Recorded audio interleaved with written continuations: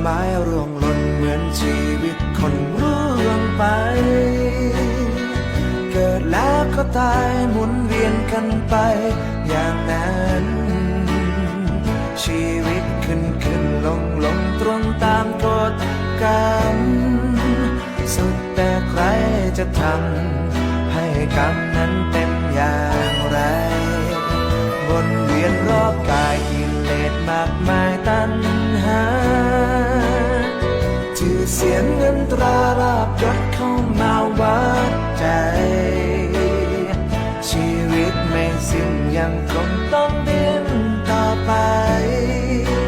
ดีและชั่วปนไปสุดแต่ใจของใครของมัน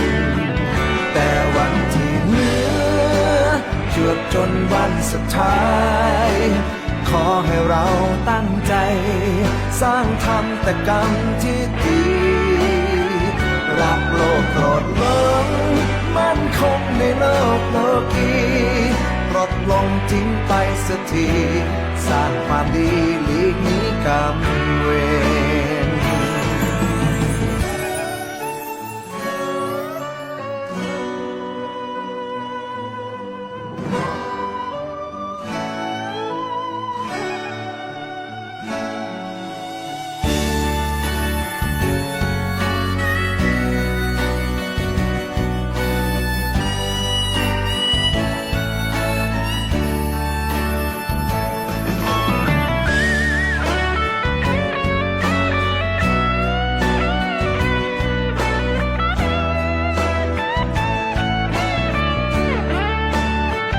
แต่วันที่เหลือจวบจนวันสุดท้ายขอให้เราตั้งใจสร้างทำแต่กรรมที่ดีรักโลกโกรธหลงมั่นคงในโลกโลกีปลดลงทิ้งไปสักทีสร้างความดีหลีกหนีกรรมเวรแต่วันที่เหลือจวบจนวันสุดท้ายขอให้เราตั้งใจสร้างทำแต่กรรมที่ดีรักโลกโกรธหลงมั่นคงในโลกโลกี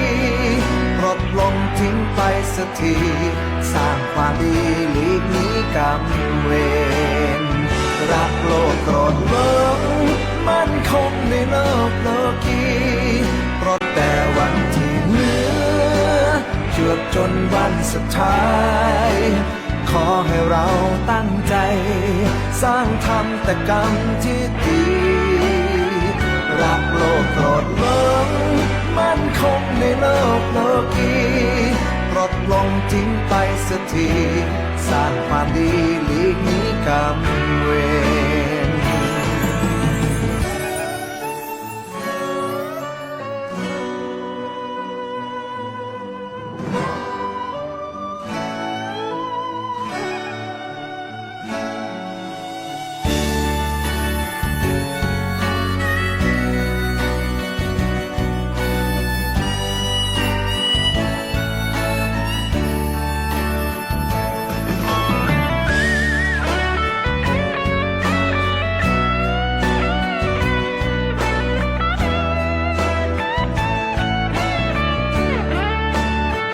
แต่วันที่เหลื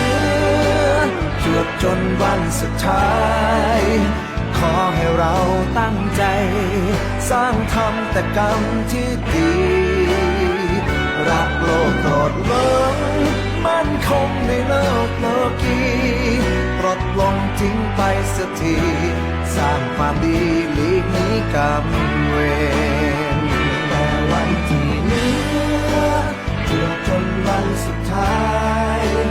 ขอให้เราตั้งใจสร้างทำแต่กรรมที่ดีรักโลกโกรธหลงมั่นคงในโลกโลกีปลดลงทิ้งไปสักทีสร้างความดีหลีกหนีกรรมเวรรักโลกโกรธหลงมั่นคงในโลกโลกีปลดลงทิ้งไปสักที